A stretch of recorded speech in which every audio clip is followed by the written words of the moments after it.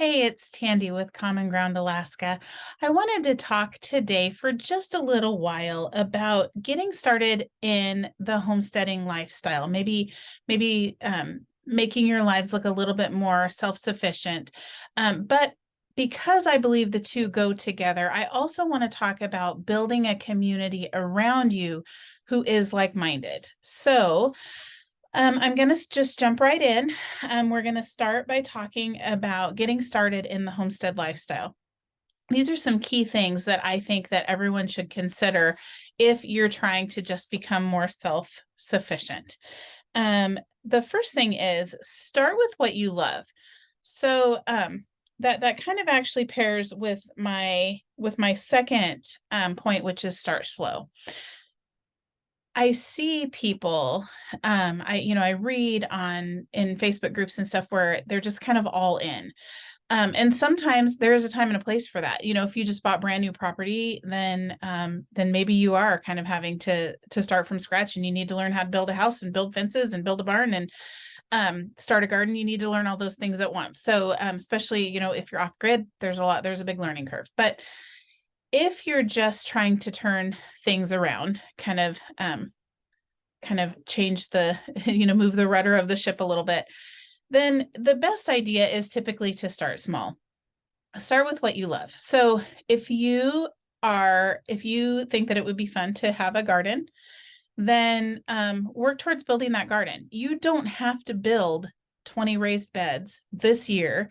You don't have to grow all of your own food this year, or even all of your veggies or all of your fruit. You don't have to bring in yards and yards and yards and yards of soil, though I'm sure Cameron at Gravel Boss would appreciate it if you did. But the truth is, you can really start small. And I think one of the key points that's missed for people when they start homesteading is most homesteaders don't go into debt to start this lifestyle. So if it's something that you're wanting to do, kind of look at your budget. What can you afford to do right now? Remember, if you start gardening and you're wanting to put up food, that's an awesome thing. And it's what we do here. But remember that when that food is ready, you're going to have a freezer, and you're going to have canning jars. You're going to have all your canning supplies. If you've never done it before, you're going to need to probably buy a course or get together with a friend to learn or something like that if you've never canned before.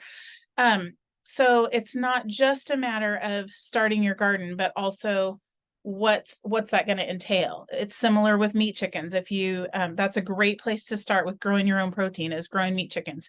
But remember, you're going to have to butcher those. And there's a cost in that. It's relatively minimal in the overall scheme of things, but there is a cost. But also there's time. We butchered 40 some chickens. We had 4 people working at it, and it took us about 2.5 hours last year. This year we're doing 100. So I know it's going to be the better part of a day. So it's just, you need to think about that, and you need to think about, you need the shrink wrap bags. If that's what you're going to do, is shrink wrap the chicken. Do you have the freezer space for it? So by starting small, say you want to just grow out chickens, or if you just want to do one butchering, which sometimes can be easier, maybe just grow out a pig, because that's another one in Alaska that you can grow out in a single season. You don't have to winter them over. Maybe just grow out a pig and butcher that single pig. Again, it's going to take you the better part of a day to get that done, and possibly into the next day to get them all the way in the freezer. So be thinking about what you would enjoy, and maybe what you feel like is most important to preserve. So I know for some people, just not buying vegetables and fruit, because we know that we can amend our soil and just make the structure of our food so much healthier. So knowing that, maybe you're going to want to grow your own vegetables and your fruit. So think through that, but maybe don't start chickens too, or don't worry about your protein this year. Start on your garden, get that down. And even then, it doesn't hurt to pare it down a little bit more. So if you're thinking, a whole garden, that sounds big. you can do potatoes in those big whiskey barrels. You can do, it may not be a whole year's worth of potatoes, but it's an awesome supplement. You can grow kale. Kale grows like crazy. Well, potatoes do too. If you put them in the ground, they grow like crazy, and you may have enough to barter for some other things that you're wanting. Kale grows really easily. You can grow strawberries. Strawberry plants are super cheap, and you can put a ton of strawberries in the freezer, and they're not going to have any chemicals or anything if that's how you grow them. There's a ton of things that you can do to get started, where you're not overwhelming yourself and you're not going into massive debt. That really isn't, I mean, unless you feel called to that really isn't one of the core qualities of a homesteader. Another thing to do is to think about, if you're wanting to get started this year, and think about what you can do that you can barter with other people. So, if you want to grow some kale and some potatoes, those are a good example because they grow pretty easy up here. Who do you know? Maybe you have a friend who's starting with you, about the same time. Maybe they want to grow chickens. You could trade some kale for some chickens, or for some eggs, or there's the bartering is endless. The other option for bartering too is, if someone else has a big spread, that's a lot to take care of. If you have extra time, rather than starting this on your own, go offer to weed for them. That would be pretty amazing if someone came up to me and said, I would love to weed your garden with you if you'll just kind of walk me through how to do these things. Oh my goodness. Who would ever turn that down? So think through, how can you be an asset to someone else and gain the skills, and gain, in return, maybe gain a little bit of the harvest too. And remember that a major part of homesteading too is giving back. So if someone is helping you out to learn or to do some things, make sure that you don't have to get back to them, but make sure that you're kind of passing that information on. I think that's super important. Ask tons of questions. Our Facebook groups up here are incredible. The gardening Facebook groups, Alaska Farm and Food, is great. People ask questions I see other groups where people ask questions, and there's just rude people around, and it kind of sucks. But I just don't see that in our gardening groups up here. Usually people are very helpful. I've seen where people, someone will ask, how do I, the one I can think of is, someone said, I don't know what to do with these Brussels sprouts. I know you're supposed to take some of the leaves off. So somebody went out, recorded a video of themselves, taking the leaves off and talking about why. They posted the video. So it didn't just help that one person, it helped everyone who asked. So join the gardening groups, and then be that person. As you learn, be that person who's going out and taking a video and posting and showing people how it's done.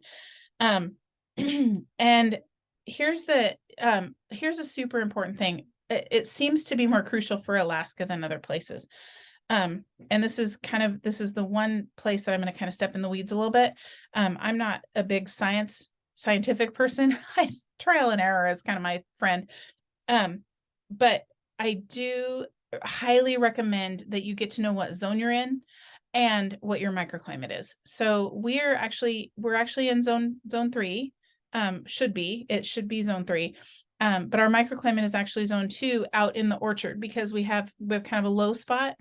And the hard part is, if you don't know that, if you don't know your temperatures, and if you don't know those things, then you're just going to have some kind of heartbreaking loss if you're trying to grow an orchard, or if you're trying to grow a garden. And it's just, I hate to see that happen. So if you could do this little bit of homework beforehand, know where the cold spots are on your property, know where the warm spots are on your property too.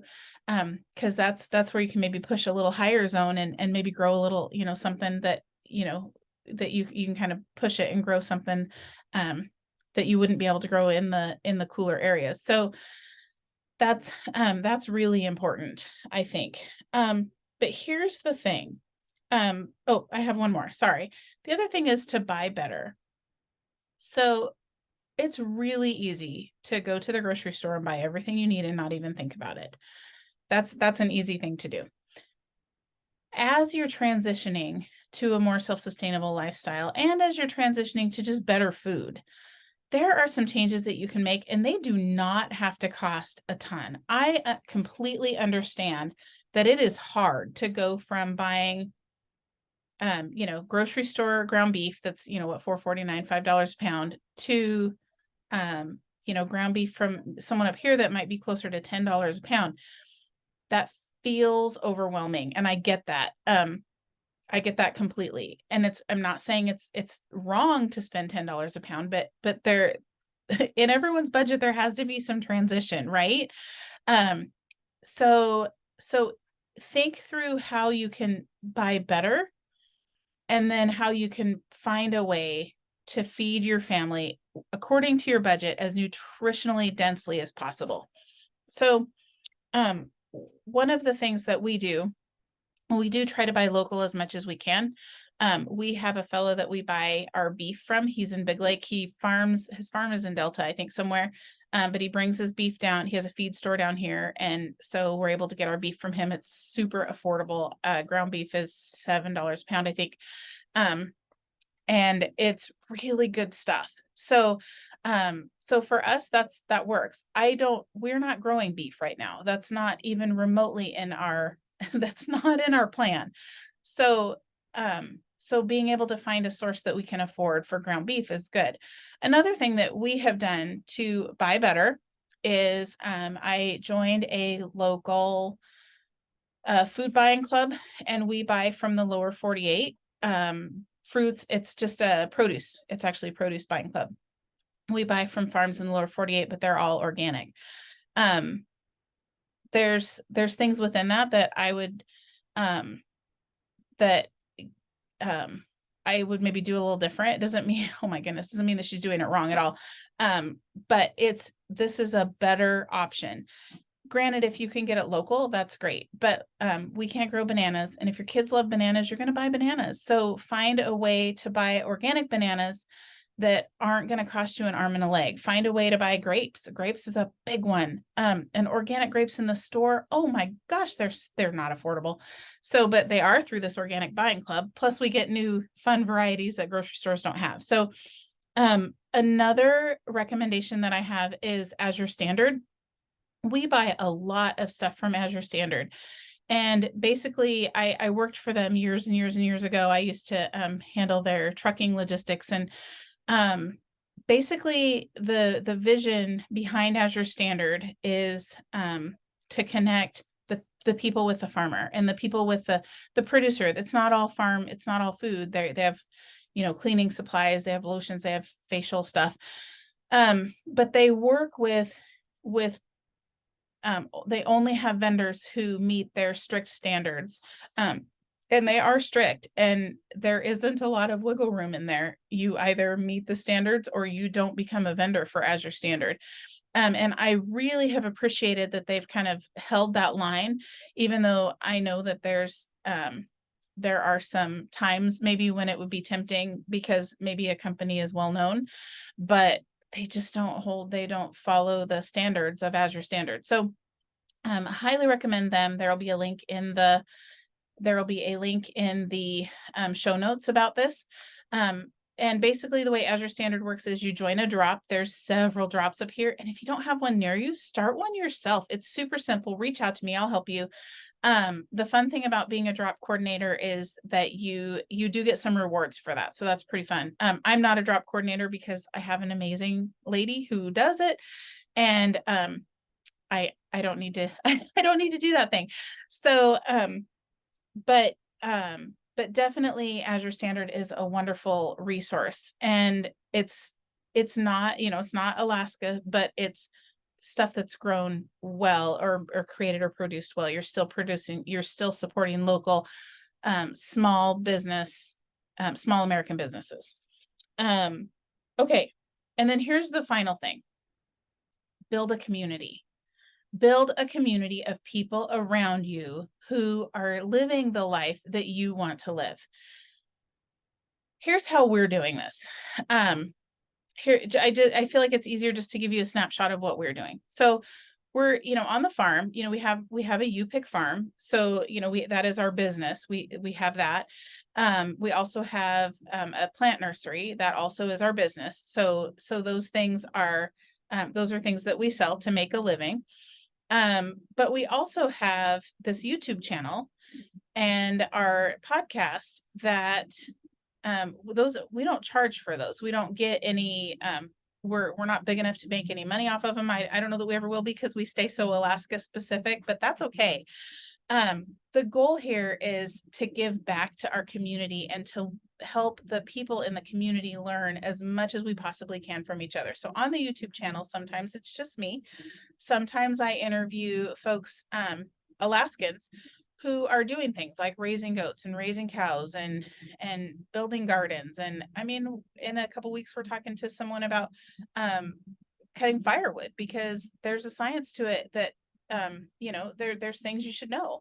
So we're going to be talking about fence building. We're going to be talking about getting creative and saving money around the place when you're, for repairs and things like that. We're gonna, composting. We're talking about it all. So we don't get anything for that, and we don't ask for anything for that. We feel like that's how we can kind of give back to our community. We also have decided this year is the year we decided we want to go for a while without any animals in the winter, besides our dogs, of course. So no livestock in the winter. So our chicken, we were needing to replace our egg layers. Needing to replace our egg layers. And so we've decided not to.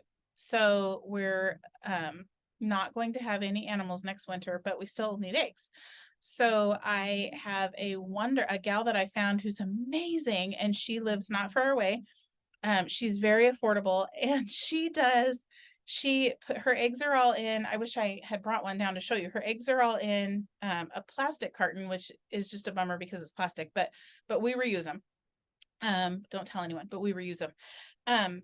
And in her cartons of eggs, she has the copper Morans or whatever those are called with the dark eggs. And then they go all the way. Every single egg carton I've ever gotten from her has this beautiful array of dark to light eggs. Some of them are blue, some of them are more green, some of them are almost white. They're so beautiful. Some of them are kind of pinkish, some are brown. And she just has them arranged beautifully. She takes such beautiful care of her flock and takes such beautiful care of her people. I love buying eggs from her, and I don't think it's any more expensive than paying for these chickens. So I get 5, I think, dozen eggs from her a month. And I'm super happy. So that's one way that we're supporting her, and I know I'm feeding my family well. She definitely, I can check her off the list. It's she does all the things right. So another thing, we usually have bees here on the farm, and we've tried to do it ourselves. We're not beekeepers, and we don't have time. The thing is, whatever the squeaky wheel in the summers are so busy that it's really the squeaky wheel that gets the attention. And unfortunately, bees just kind of do their thing, and we just haven't been able to keep up with their hive. So we have offered for some folks to come out and put bees on our farm.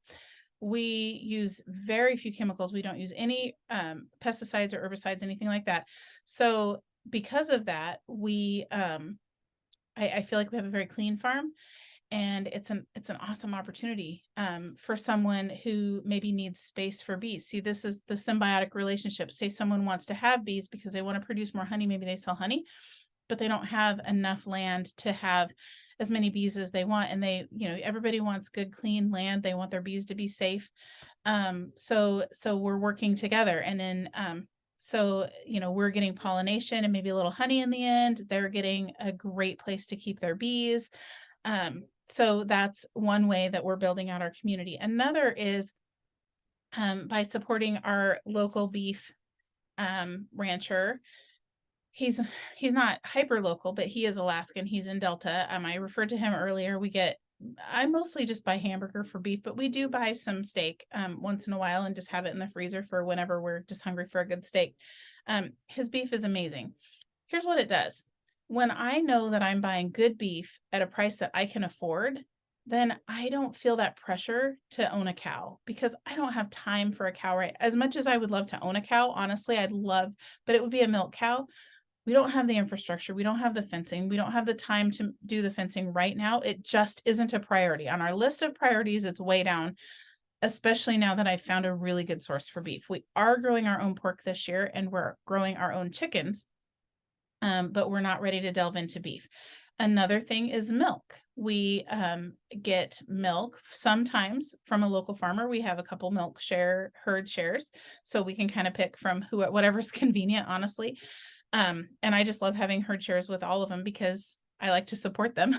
So, but also sometimes when I'm in a hurry, when I go to the grocery store, I will buy Alaska Range dairy milk instead of whatever the Costco brand stuff is at Three Bears. And I feel good about that. It's a couple dollars more, it's true. But I also know it's more nutritionally dense because it hasn't been sitting on the shelf forever. You can't half the time we can't even get it at the grocery store. So I know that it hasn't spent a lot of time in transit. It's milked, it gets sent to the store, we use it up. And it's an Alaska product. So that's one thing that we do. Here's something, this isn't really community building. I wasn't sure where to put this one. But if you're just getting started homesteading, I want you to think through what you actually want to do. What is your actual goal? Here's the thing. If you've heard me talk much about filling our pantry, every year I'm coming closer and closer and closer to duplicating my granny's pantry. That's my goal. My granny, she only bought macaroons and I forget what are those other cookies, those marshmallow cookies with the chocolate on the outside. That's like, she didn't buy much from the grocery store. She'd buy some of those once in a while, but she filled her pantry and she fed her family of 6 kids out of her pantry and her freezers with food that she had grown. It was not an easy life. I know that. But I also know that that it was a good life. It was a fulfilling life. And I know that she fed her family crazy nutritionally dense foods. Although she used a lot of Crisco. I don't understand that. Like, but that's for another day. But I've been working towards doing that. Here's one thing I won't do because I have tried every year and I'm sure that people will have all sorts of tips and that's great, but you have to understand I'm done. I'm not making pickles anymore. I don't like homemade pickles. I really love Bubby's pickles. Here's why I'm sharing this story, because maybe you feel like you need to be doing this more self-sustainable lifestyle and you need to put pickles on your shelf and you need to do this and that and the other thing, but maybe you don't enjoy it, or maybe what it produces your family doesn't really enjoy, or there's all sorts of things. I just took the pressure off of myself. We grow enough cucumbers to eat, and I think we might sell some this year. That's it. Pickles are not even in the fall when I'm preserving every other thing under the sun. I'm not even thinking about pickles. All I'm doing is I'm hitting my Azure Standard, I'm pulling Azure Standard up on my phone, and I buy like 4 cases, I think. I think there's 4 in a case, maybe 6 of pickles. I put them in my preservation refrigerator and they sit there, and I don't even know if we're going to go through them all this year, but my pickles are done for the year. So it's definitely more expensive to do it that way, but I feel like I save money in other areas, and we love Bubby's pickles. And the relief that it gives me of not having to do pickles, I can't even tell you. So if you have something that you feel like you need to be doing, but you really don't, you don't want to do, or maybe you're just not ready for it, that's okay. Just like I buy my pickles from Azure Standard, and I feel like fine with that. It actually is a relief. Allow yourself that. Allow yourself to find the best thing that you can buy, that you can afford, that works for your family, and then just be done with it. Don't stress about it. Don't worry about it. I have a couple of just because I'm never sure where to put these things. I have a couple of tips for preservation at the end of the year, which also kind of can be overwhelming. It doesn't seem overwhelming when you're planting your garden because you're planting tiny plants. But then as they grow and they get bigger and you're realizing, I mean, we ferment 5 gallons a year, and that's our ferment for the year. We eat it usually with dinner every day, almost every day. And but that it doesn't seem like that big a deal in the spring, but in the fall, when it's time for everything to be done up, then I have just a couple tips. Number one, if you grow a ton of tomatoes, and all of these tips require freezer space. So if you don't have extra freezer space, then I don't know how to help. But number one, you can freeze tomatoes and can them up later. It does not matter. You can either blanch them, skin them, and throw them in the freezer if you want to, or you can just throw them in the freezer whole, and then they actually skin a little easier.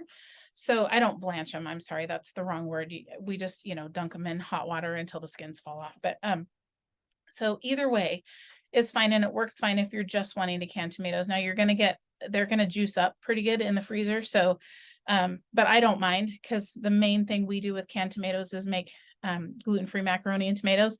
So the juice doesn't bother me, because the juice is what cooks the noodles. And anyway, so that's one thing that you can do to save yourself some time in the fall when everything needs preserved.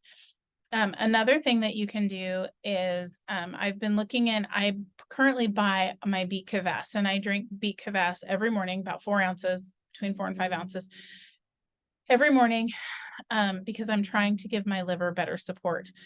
And I was looking into beet kvass and homemade. Some people say it can last a while, some people say it can't, but the bottom line is, if I'm going to drink a quart a week, that means that I have to put 52 quarts up of beet kvass for me. Now, if Jean decides to start drinking it, then I have to have that much more. And then if Abby has a different health issue and can't have a lot of ferment, so she wouldn't be drinking the kvass. But I don't have room, honestly, for that. I don't have room for 100 quart jars in my ferment refrigerator. They'd fill it.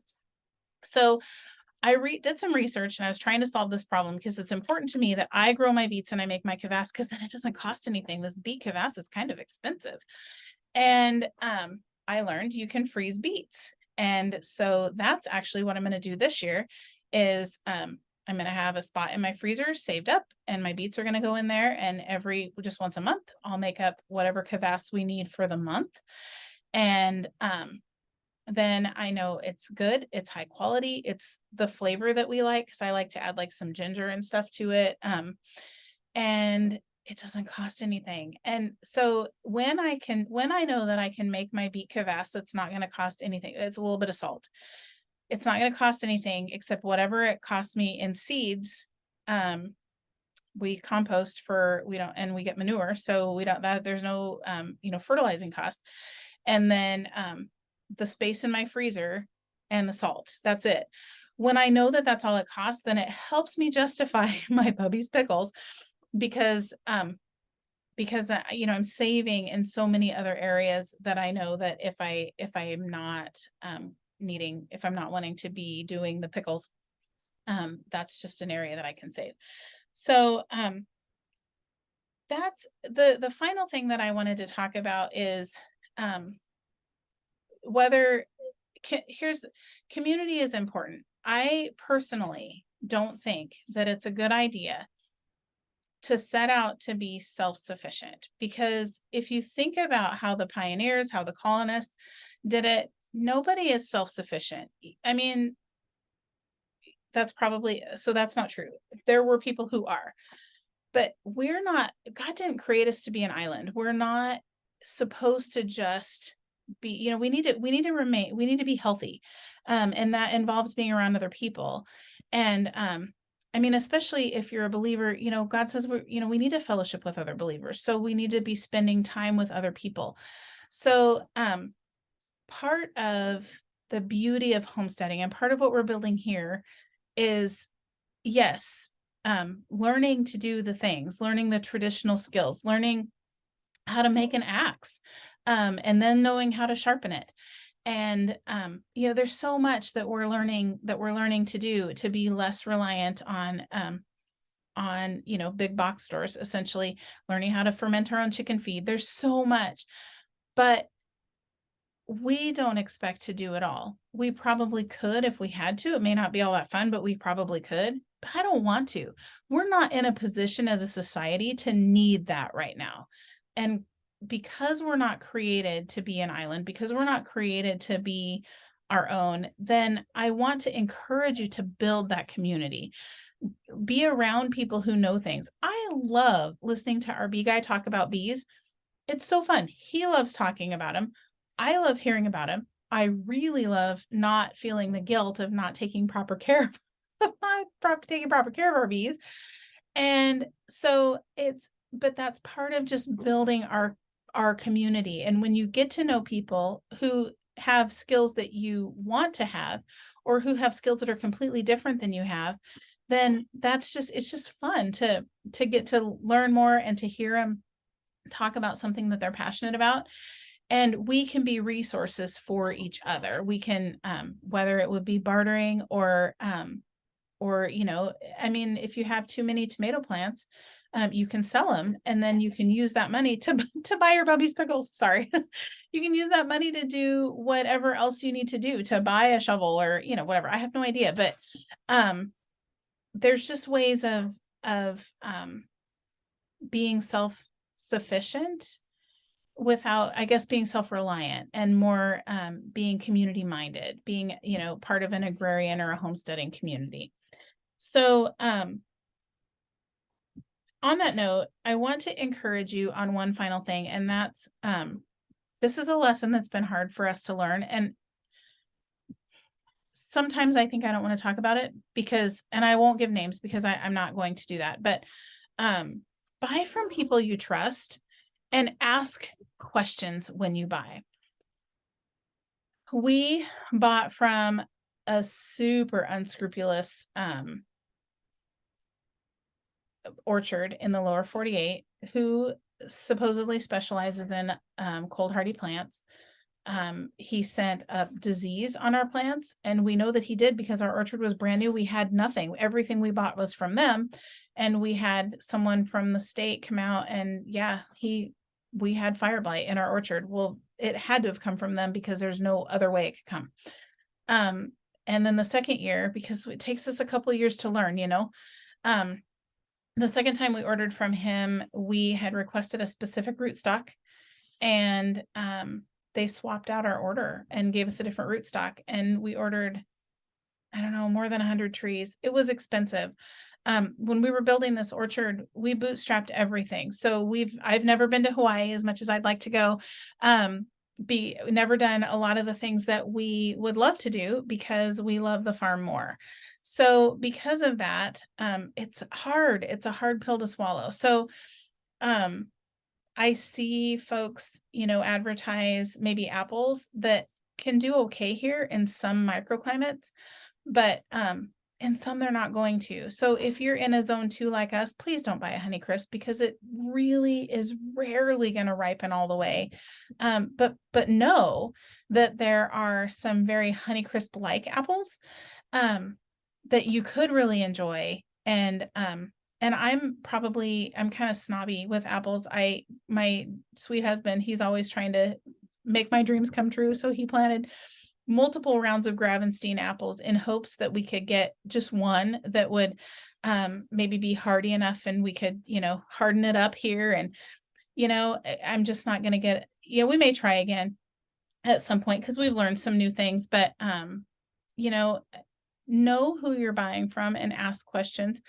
If you're buying from a nursery and they don't ask you where you live, I would say, if you're buying, if you're buying things for your orchard, this is specific to perennials. If they don't ask you where you live, and if they don't talk you through what probably your zone and microclimate are, I probably wouldn't buy from them, because I just hate to see people lose as much money as we lost when we were first getting started and when we were learning, because it was tough. And It's hard because it costs a lot of money. It's hard because it takes time, because the apple tree doesn't die when you plant it.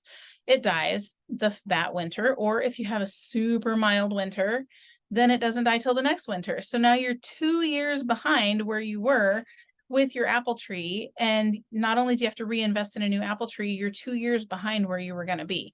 So or if you wait until the apple is producing and then only to find out that it's not going to ripen in your microclimate. That's the problem with a lot of the apples that are being sold, is that they won't ripen. They'll do okay. They're on a hardy rootstock and they'll do okay, but they just may not, it may take a pretty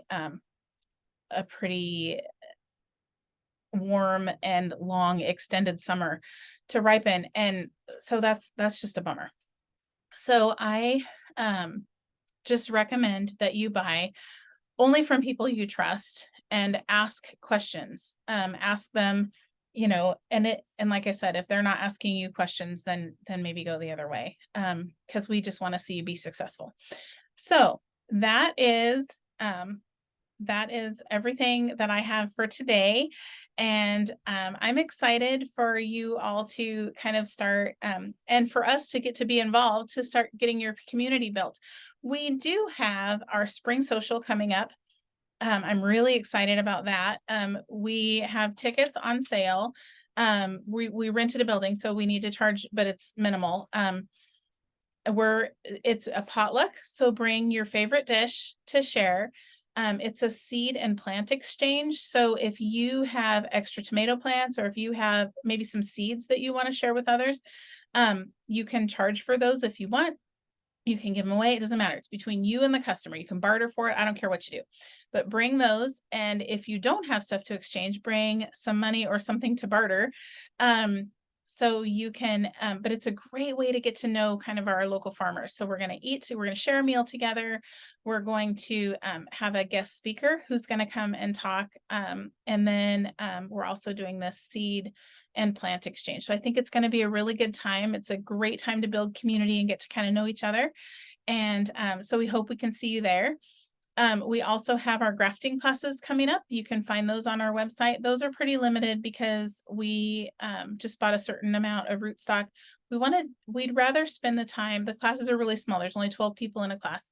And we want to take the time to make sure that you know exactly what you're doing. Plus, you get to graft your very own apple tree. You get to pick your signwood, so you get to pick your variety and graft it yourself and take it home. So that's kind of fun. So we have a goat class. We have a free Zoom meeting where you can learn a little bit about goats. But if you want to dig a little deeper, we have our bigger goat class. All of that can be found on our website, either under our shop, or you can look on our events tab and see what events we have coming up. So, but I would say just focus on what you love, grow a lot of it, share it with others, get to know people in the homesteading community, and enjoy it. Just enjoy it. Make it part of your whole world. Involve your family.